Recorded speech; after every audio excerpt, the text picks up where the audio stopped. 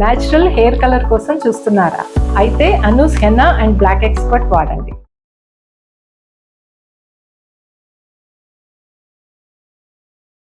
ఇది నా కథ కార్యక్రమానికి స్వాగతం. నమస్తే అక్క. నమస్తే జయ. అక్క, కొన్ని కండిషన్స్ ఫ్యామిలీని ముందుకు తీసుకెళ్తాయి, మంచికైనా చెడుకైనా చాలా ఉపయోగపడతాయి. కానీ కొన్ని కండిషన్స్ వల్ల ఫ్యామిలీకి దూరం అవటం లేదా కొన్ని సందర్భాల్లో ఫ్యామిలీని కోల్పోవటం కూడా జరుగుతూ ఉంటుంది. అలాంటి ఒక సిచ్యువేషన్ ఫేస్ చేస్తున్న త్రిమూర్తులు అనే ఆయన స్టూడియోకి వచ్చారక్క.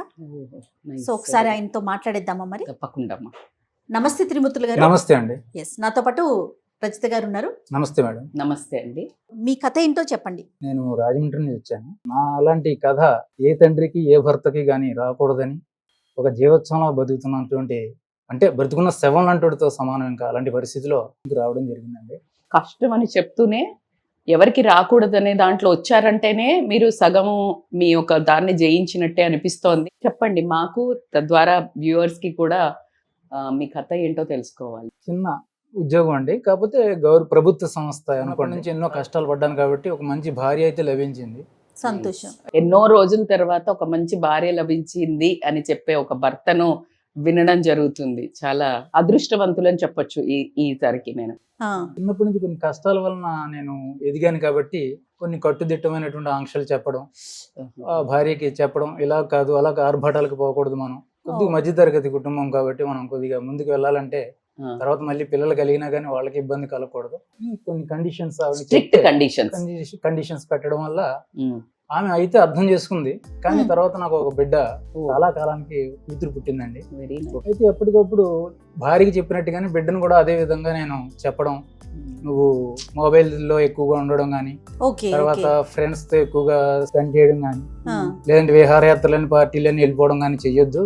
అలాంటి చిన్న ఉద్యోగం కాదు, ఉన్నత స్థానంలో నువ్వు ఉండాలని కోరుకుంటున్నాను. సర్వసాధారణంగా నేను చెప్తాను. భార్య అయితే అర్థం చేస్తుంది, కానీ నాకు మా కూతురు మాత్రం ఒక దోషిగా, ఎప్పుడు నన్ను ద్వేషించే మనిషిగా నన్ను ద్వేషించడం, ఆమెను నేను ద్వేషిస్తున్నాను ఆమె అనుకోవడం, ఆమె నన్ను ద్వేషించడం, ప్రజెంట్ జనరేషన్ ప్రాబ్లం. అలాగా చదువు గురించి కూడా ప్రెజర్ చేయడం, అలా వల్ల ఎంసెట్లో కూడా సరైనటువంటి ర్యాంక్ సంపాదించలేకపోయింది. ఆ ర్యాంక్ రాలేదన్న ఒక బాధ, తర్వాత రోజు చెప్పేటటువంటి ఆంక్షలు, ఇవి కూడా మైండ్ లో పెట్టుకుని ఆమె ఆత్మహత్య చేసుకుంది. ఒక్కగాని ఒక కూతురు పోవడంతో భార్య ఏమో మంచాన పడింది. అంటే ఒక అసమర్థత భర్తగా, ఒక అసమర్థత తండ్రిగా నేను ఓడిపోవడం జరిగిందని జీవితంలో. ఇక ఏం చేయాలని తెలియని పరిస్థితులు నేను కూడా ఆత్మహత్య చేసుకున్నాను. ఇంకా ఎందుకు బ్రతికితే మాత్రం సుఖమే ఉంది అని రోజుకు ఆ రోజు అలా అనుకోవడం. ఇప్పటికి అమ్మాయి చనిపోయి 5 సంవత్సరాలు అయిందండి. 5 సంవత్సరాల నుంచి కూడా నేను ఇదే మనోవేదన పడతానే ఉన్నాను. భార్యను చూసుకోవడానికి ఎవరు ఉండరు కాబట్టి ఏ రోజుకు ఆ రోజు ఆత్మహత్య చేసుకుందాం అన్నటువంటి విషయం పోస్ట్ పోన్ చేస్తూ అలా వస్తున్నా. కానీ మనోవేదన, మన భారం బాగా క్షోభ పెరిగిపోయింది. నా భార్యకు నాకు మాత్రమే తెలిసిన విషయం, ఒక లెటర్ రాసి చనిపోయిందని అమ్మాయి. ఏమని రాసిందండి? మరొక జన్మంటూ ఉంటే ఇలాంటి తండ్రికి బిడ్డగా నేను పుట్టకూడదు అని చెప్పినటువంటి మాట ఇప్పటికీ నాకు ఆవేదన గురి చేస్తుంది. నిజంగా మీ కథ విన్నాక నాకైతే మాటే రావట్లేదండి. లిటరల్లీ చెప్తున్నాను, చాలా బాధ అనిపిస్తుందండి. చేతికి అంది వచ్చిన కూతురు చూడండి, ఆ తండ్రికి అంటే బేసికల్ గా ఆ బాధ ఎలా ఉంటుందని మీకు అయితే నేను ఇంకా ప్రత్యేకించి చెప్పక్కర్లేదక్క. మీరున్న పొజిషన్ లోనే నేనున్నాను. బట్ మీకు ఒక ఆన్సర్ దొరికింది. అంటే కట్టుదిట్టం చేస్తే నేను పెట్టిన ఆంక్షల వల్ల నా కూతురు ఇలా అయింది అని. మీరు చేసినంత మాత్రాన ఆమెకు ఆయుష్ ఉంటే ఖచ్చితంగా బ్రతుకుతారండి. ఫస్ట్ ఒక మాట, ఆయుష్ లేకపోతే ఎక్కడి నుంచైనా గుంజుకొని వెళ్తుంది జీవితం. మీరు ఆ బాధ్యతను, భారాన్ని మోస్తున్నారు కాబట్టికే ఒక తండ్రిని విముక్తి చేయడానికి మీది చాలా పెద్ద సాహసం అని చెప్తాను. ఫస్ట్ నేను పిల్లలకి చెప్పదలుచుకున్నాను. ఎందుకంటే ప్రతి ఒక్కళ్ళ జీవితంలో తల్లి కానీ తండ్రి కానీ ఆంక్షలు విధిస్తున్నారు అంటే అతి ప్రేమ వల్ల, అతి పొసెసివ్నెస్ వల్లనే అనేది మీరు గిల్ట్ తీసుకోకుండా ఉండడానికి నేను మీకు ఫస్ట్ చెప్తున్నాను. మీ ప్రయత్నం ఏంటి? నాలాగా ఒక చిన్న తరహా కాదు, సక్సెస్ఫుల్ జీవితం ఉండాలి. ఇవాళ రేపు ఉన్న కాలంలో ఈ మొబైల్స్ డిస్ట్రాక్షన్ కానీ బయట ప్రేమ వ్యవహారాలు కానీ ఎక్కడ ప్రాబ్లమ్స్ లో పడతారనే కదా, అవునా? అవును. మరి ఇందులో ఎక్కడ మీ తప్పు ఉంది చెప్పండి? మీ తప్పు లేదు. సో కాకపోతే ఈ పట్టు విడుపు ఉండాలి. ఎప్పుడైతే నువ్వు చాలా కఠోరంగా చెప్తున్నావో ఇమ్మీడియట్ గా కొంచెము మళ్ళీ దగ్గరికి తీసుకోవాలి. కాకపోతే నేను ఏంటంటే ఒకసారి మనం అమ్మాయికి చెప్పిన తర్వాత మళ్ళీ దగ్గర తీసుకుంటే అది ఉన్న విషయాన్ని ఎక్కడ ఉపయోగం ఏముంటుంది, చెప్పింది మళ్ళీ గారాభం చేసినట్టు అవుతుంది అన్నటువంటి ఆలోచనలో ఉన్నాను కదా, ఇంతవరకు నేను ఆలోచించలేదు. కానీ అక్కడే ఒక గీత ఉంటది. ఎలా అంటే ఇప్పుడు మీకు చెప్పట్లేదు, ఎందుకంటే మీ చేయి దాటిపోయింది. చాలా మంది పేరెంట్స్ చదువు ఒత్తిడా ఏదో ఒక ఒత్తిడి తేవడం వల్ల పిల్లలు సూసైడ్ చేసుకోవటం, బిల్డింగ్ మీదకి వెళ్ళి దూకటము. రీసెంట్ గా వైజాగ్ లో 2 డిఫరెంట్ కాలేజెస్ నుంచి నిన్నగాక మొన్న ఫస్ట్ ఇయర్ అబ్బాయి అండ్ 4th 5th ఇయర్ అమ్మాయి గీతంలా NRI కాలేజ్ లా బిల్డింగ్ మీదకి వెళ్ళి దూకి చనిపోయారు. జయ ఆయన ఏం పెట్టాడంటే మీ పాపలాగే సేమ్ రాశాడు అతను. ఏంటంటే మళ్ళీ నాకు ఈ ముందు చూసినా వెనక చూసినా ఎక్కడ చూసినా బురదే ఉంది, నాకు ఈ జీవితం వద్దు. రాసిన లెటర్ వల్ల నాకు బాధ, చాలా బాధ, అది ఒక గిల్టీగా ఉందండి. ఒకటి ఇంకో విషయం ఏంటంటే బంధువులు కూడా దాన్ని బాగా రిసీవ్ చేసుకుని ఆ మ్యాటర్ ని, ఆ లెటర్ లో ఉన్నటువంటి మ్యాటర్ ని నువ్వు చేయబట్టే నాకు ఒక మూర్ఖుడుగా అదేలే ఆ బంధువులు చూడడం, మొండి మనిషిగా భార్యని నేనే చేదోడు వాదోడుగా నేను ఉంటున్నానండి. నా బంధువులు కూడా నాకు ఆదరించట్లేదు. మంచిగా చెప్తున్నాడు కదా ఆమె అర్థం చేసుకున్నాను, బిడ్డకి అంత మెచ్యూరిటీ లేదండి. పాప కదా పిల్లలు. ఆవిడ మిమ్మల్ని ఏమన్నా నిందిస్తుందా? నేను తప్పు చేసిన వాళ్ళగా ఆ కళ్ళల్లో నన్ను అలా చూస్తూనే ఉంటుంది. స్ట్రోక్ అండి. చేత ఆమె ఆ కళ్ళతోనే అలాగా చూస్తుంటే నాకు జాలిగా చూస్తుందా లేదంటే ఆవేదనగా చూస్తుందా, కోపంగా చూస్తుందా అర్థం కానీ అసలు ఏంటన్నది నాకు ఆ ఫీలింగ్సే నాకు తెలియట్లేదు. ఎందుకంటే అదొక గిల్టీగా నాకు గుండెల్లో ఉండిపోయాను. అసమర్థత భర్తగా ఉండిపోయాను, అసమర్థత తండ్రిగా మిగిలిపోయాను. చేసిన తప్ప అంటే ఏం కనిపించట్లేదు నాకు.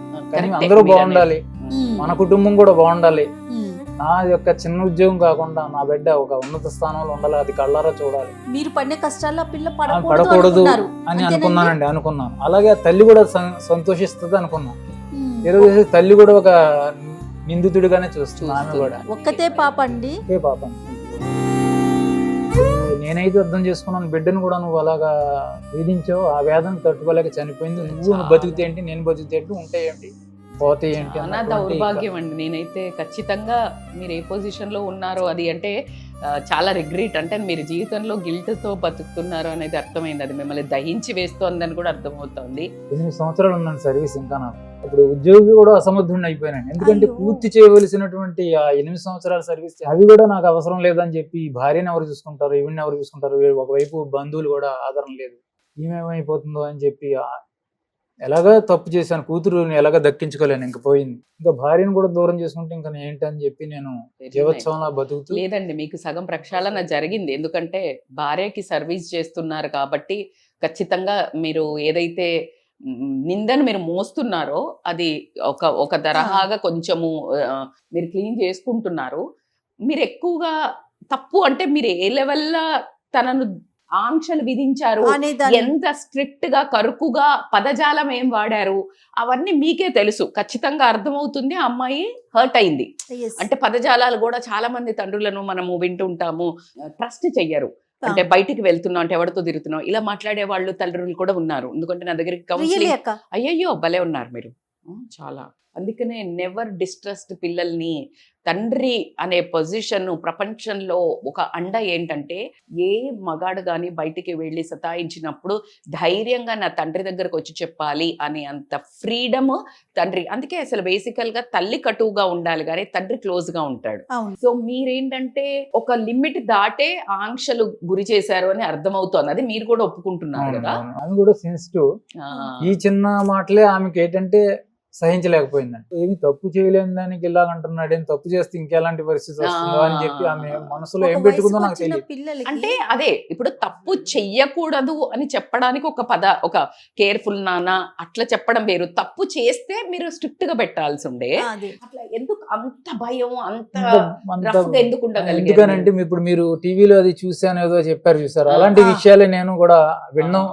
టీవీలో చూడడం, ఇలా జరిగిందట, భయాందోళన కలిగించేది. అలా జరిగిందంట, రైలు బట్టల కింద చనిపోయిందంట, ఓకే. ఇలాంటివన్నీ ఏదో ప్రేమ వ్యవహారాలని, ఈ తర్వాత ఫ్రెండ్స్ వలనని, లేదంటే లగ్జరీగా లేని పబ్బులు అవి అని తిరగడం అని. ఎందుకంటే మన స్థితి మధ్యతరగతి స్థితి, కానీ Correct. స్నేహితులు ఉన్నత స్థితిలో ఉన్న వాళ్ళు ఉంటారు. వాళ్ళు ఏమంటారు, డబ్బులు ఈవిడ దగ్గర లేకపోవచ్చు, తీసుకెళ్ళి. కానీ వాళ్ళు తీసుకెళ్తారు కదా, ఆ స్నేహం భావం మీద ఈవిడ వెళ్తుంది. చూడండి. అలవాటు అయింది అనుకోండి, ఏమైతే చేయి దాటిపోతుంది అన్న భయంతో Correct. నేను ఏంటంటే అదే, అదే. కొద్దిగా అది భయం. ఆలోచించాను. ఇంత దూరం తీసుకెళ్తుంది, ఇంత ఆత్మహత్య చేసుకునే పరిస్థితి వస్తుంది అని అది నేను పిల్లలు ఎప్పుడు బాగా ఊహించలేదు. ఓవర్ సెన్సిటివ్ అయ్యారండి, ఓవర్ సెన్సిటివ్ అయ్యారు. అంతేకాకుండా లెటర్లో ఆమె రాయడం, ఆ. ఇలాంటి తండ్రి కడుపున పుట్టకూడదు అని దేవుని కోరుకుంటానని చెప్పిన బాధ ఇప్పటికీ See. నేను మర్చిపోలేకపోతున్నాను. అంటే ఆమె ఉన్న స్టేజ్ కి, ఆ ఏజ్ కి, ఆ స్థితి, ఆ రోజు అంటే ఆ జరిగినప్పుడు ఆ అమ్మాయికి ఎక్కడో బయట కూడా ఒక సపోర్ట్ ఉండదు. అసలు ఆ అమ్మాయి చెయ్యని తప్పుకు నిందిస్తున్నారు. సెకండ్, చదువులో కూడా సక్సెస్ అవ్వలేదు. సో ఇలా ఆ అమ్మాయి అక్కడికక్కడ డిసిషన్ ఏంటంటే ఇంకా భరించలేని డిసిషన్ తీసేసుకుంది. నా తల్లిదండ్రులు కేవలం నేను బాగుపడటం కోసమే కదా, అలాంటి ఆలోచన ఉండదు అసలు ఆ వయసుకి. ఆ టైంలో ఉండదు. అరే బాబా, వాళ్ళని వదిలేయండి. 40 ఏళ్ళు 50 ఏళ్ళు వచ్చిన భార్యాభర్తలే ఆ, ఒక సిచ్యుయేషన్ పట్టుదల. మొన్న ఒక స్టోరీలో మనకి ఇక్కడ కథ నా అవును. కథ దినా కథలో ఒక ఆవిడ వచ్చి చెప్పించుడు, పట్టుదలకు పోయి 10 రోజులు మాట్లాడుకోలేదు, చనిపోయాడు, నేను అవును. సారీ. ఆ వివేకము పెద్దోళ్ళకే ఉండట్లేదు. అక్కడ ఏమొస్తుందంటే నేను, అహము, లేకపోతే సెన్సిటివ్నెస్, నన్ను అంటారా, అర్థం చేసుకోరు నన్ను అని జీవితాన్ని క్విట్ చేయటం. అంటే ఇప్పుడున్న పిల్లలకి ఎంతసేపు ఎదుర్కొనే తత్వం లేదు. చాలా మంది ఇప్పుడు తల్లి తండ్రి పిల్లలకు శత్రువులు అవుతున్నారంట. ఎలా అవును. తెలుసా? గారాబంగా పెంచి ఆ. వాళ్ళని బాగుపడకుండా చేసేదే తల్లిదండ్రులు. అనక ముందే ఇచ్చేస్తున్నారు. నాలాంటి పరిస్థితి ఎవరికి రాకూడదు, విషయం తెలియజేయాలి. Very ఏ nice తల్లిదండ్రులే అండి. కూడా Super, మీరు super. అలా చేయకండి, అంటే ఇలాంటి తప్పు చేయొద్దు. ఇంకొకటి త్రిమూర్తులు అని గారు చెప్పి. మరోలు అనుకోవద్దు. ఇప్పుడు మీరు కోపంగా ఉన్నప్పుడు మీ భార్య పాపతో ఎలా ఉండేది? నా మాటకు విలువిస్తూ ఆ, చెప్పేది, మీ ఇద్దరు సపోర్ట్ team లాగా, అన్నట్టుగా. supporting ఆమె ఉండేది మీకు కొంచెం. అప్పుడు ఆ అమ్మాయి ఇచ్చినటువంటి సపోర్ట్ తల్లిది కూడా పూర్తిగా అనిపించలే. నీ మంచికే కదా చెప్తున్నారు ఆయన. ఉమ్. ఇప్పుడు నేను మాత్రం వివాహం పెళ్లి చేసుకున్నాక నాకు అచ్చట ముచ్చట ఏమీ లేదు, ఇలాగే నేను భరిస్తున్నాను కదా, నీవు బాగుండాలన్న ఉద్దేశంతోనే ఆయన చెప్తున్నాడు అని చెప్పి ప్రేమతో చెప్పేది. కానీ ఒక మాట నేను మళ్ళీ నాకు భరిస్తున్నానా కదా అనే అన్నటువంటి word తోటి ఆలోచన message వేరే కూడా చెప్పడం వెళ్తుంది. వల్ల అంతే కదా. ఆమె 100% మీరు ఎంత చెప్పినా ఆ టైంలో ఆ అమ్మాయి ఏం అండర్గా అయింది అనేది ఆ అమ్మాయికే తెలుసు. ఆ అమ్మాయికి మీ దగ్గర నుంచి ఒక కోపం అనేదే వెళ్ళింది, ఆంక్షలు అనే వెళ్ళాయి, కానీ దగ్గరికి కొంచెమన్నా తీసుకోవాలి. అది చాలా పెద్ద పొరపాటు. కానీ ఇప్పుడు ఏమైనా చేయగలుగుతామా? ఎన్ని రోజుల భారాన్ని మోస్తారు? ఈ భారాన్ని మీరు తగ్గించుకోవాలి అనే ఫస్ట్ స్టెప్లో మీ భార్య కోసం మీరు జాబ్ వదిలేసి చక్కగా అమ్మాయిని చూసుకుంటున్నారు, ఆవిడకి సేవ చేసుకోండి. ఇది సగం. సెకండ్ స్టెప్, ధైర్యం చేసి మీరు స్క్రీన్ ముందుకు వచ్చి ఈరోజు వ్యూవర్స్కి, కొన్ని వందల పేరెంట్స్కి, పిల్లలకి ఒక మెసేజ్ని ఇస్తున్నారు. తల్లిదండ్రుల బాధ ఇదిరా బాబు, మీకోసం పాకులాడమ్మా, బతుకే నాది ఇప్పుడు 0 అయిపోయింది, నా బిడ్డ లేకపోతే నేను మొత్తం అసమర్థుని అనుకుంటున్నా అన్నారు. థర్డ్ పాయింట్, మీరు అసమర్థుడు అనే వర్డ్ని ఇచ్చుకోకండి. ఎందుకు అంటే అసమర్థుడు అంటే మీరు చదువు చెప్పించకపోతే అసమర్థులు. నేను ఆ పదం వాడడానికి కారణం నా మనస్సాక్షి అలా అనిపిస్తుందండి. నా బిడ్డను కోల్పోయానే, నా బిడ్డకి మించింది కాదు కదా ఈ అన్నటువంటి తర్వాత ఆలోచన రావడంతో మీ ఈ విధంగా పాపకి చెప్పాను. ఒక లెటర్ రాయండి రోజు. ఎందుకంటే స్పిరిట్స్ మన చుట్టూవే తిరుగుతుంటాయి. ఎలా అంటే వాళ్ళు పాప కూడా అర్ధాంతరంగా చనిపోయింది కాబట్టి ఖచ్చితంగా మీరు పడే క్షోభ చూస్తూ మీ పాప మిమ్మల్ని క్షమించేసే ఉంటుంది పాటికి. అయ్యో నాన్న, నేను మిస్అండర్స్టాండ్ చేసుకున్నాను నేను అని ఖచ్చితంగా క్షమాపణ పెట్టేసి ఉంటుంది. మీరు మీ వైపు నుంచి ఏం చేయండి అంటే జర్నలింగ్, ఒక లెటర్ రాయండి పాపకి. అమ్మ అంటే ఇక మొత్తం అసలు ఎంత అంటే మీ కన్నీళ్ళతోటి మీ మనసు, మీ బాడీ, మీ ఒక ప్రక్షాళన మొత్తం అయిపోవాలి. అలా ఒకసారి కాదు, 2-3 సార్లు రాయండి, మొత్తం క్లెన్జింగ్ అవుతుంది. మీరు ఏం చెప్పదలుచుకున్నారండి మన సుమన్ టీవీ వాళ్ళకి, ప్రతి ప్రేక్షకులకి? తండ్రి కూడా, ప్రతి భర్త కూడా నాలాంటి పరిస్థితి రాకూడదని ఇక్కడికి వచ్చాను. వచ్చిన తర్వాత నా గుండెల్లోనే ఎన్నో 5 సంవత్సరాల నుంచి అమ్మాయి చనిపోయింది, 5 సంవత్సరాల నుంచి నా గుండెల్లోని బాధ. ఇక్కడికి వచ్చిన తర్వాత కొద్ది భారం తగ్గిందండి. నా కూతురు ఇంకా నన్ను క్షమించిందని మీరు అన్నారు కాబట్టి ఆ మాట నిజంగా నేను కూడా నమ్ముతున్నాను. నేను 100% ఈ షో రాసిన తిరుగుకి ఖచ్చితంగా ఎప్పుడు థ్యాంక్స్ చెప్తాను. ఎందుకంటే మన ఉద్దేశమే ఇది కదా జయ. ఎగ్జాక్ట్లీ. ఏంటంటే ఈ మార్పు ఒకళ్ళ కథకి కాదు, ఇలాంటి కథ ఒకరే వచ్చారు.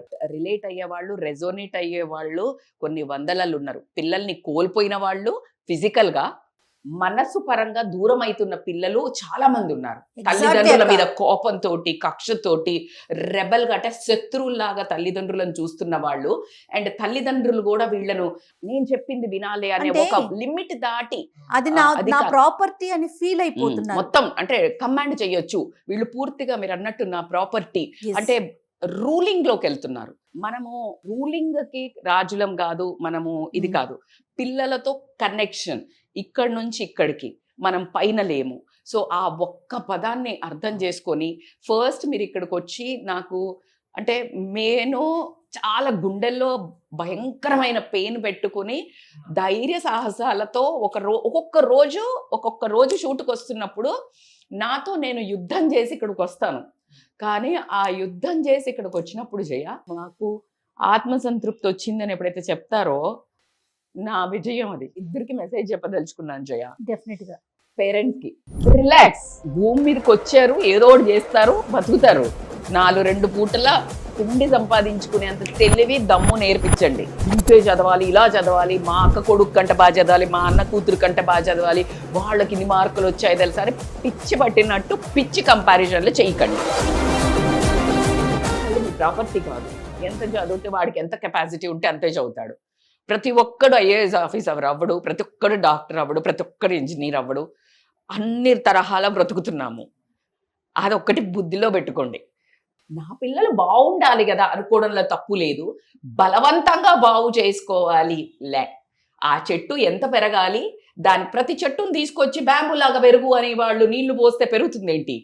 మామిడి చెట్టు దాని కెపాసిటీ ఏ సీజన్ లో ఇస్తుందా ఫ్రూట్స్, ఎన్ని ఫ్రూట్స్ ఇస్తుందా, దానికి నువ్వు వేసే నరిష్మెంట్ ను బట్టి ఉంటది, నువ్వు ప్రొవైడ్ చేసే దాన్ని బట్టే ఉంటది. సో కాబట్టి జస్ట్ లీవ్ దెమ్, సైడ్ కి ఇట్లా ఉండండి, ఫెన్సింగ్ పెడితే అదే బ్యూటిఫుల్ గా పెరుగుతుంది. But be there. నేను వదిలేసి మళ్ళా మీరు తిరగమని నేను చెప్పట్లేదు. పిల్లలకి కూడా 4 పాయింట్స్ చెప్తున్నాను నేను. తల్లిదండ్రులు మీకు అసలు తెలియదురా బాబు, ప్రాణాలు పెట్టుకొని బ్రతుకుతారు మీకోసము. ఎన్ని నిద్రలేని రాత్రులు గడుపుతారో, వాళ్ళు ఎన్ని త్యాగాలు చేసి మీకు పెన్నులు, బుక్కులు, ఫీజులు, మీ బట్టలు, మీ సొమ్ములు కట్టారో మీకు ఊహ కూడా లేదు. మీరు తల్లిదండ్రులు అబ్సల్యూట్లీ రైట్ వర్డ్. మీరు తల్లిదండ్రులు, but it will become too late. ఈ లోపల వాళ్ళను ద్వేషించకండి, దూరం శత్రువులు కాదు.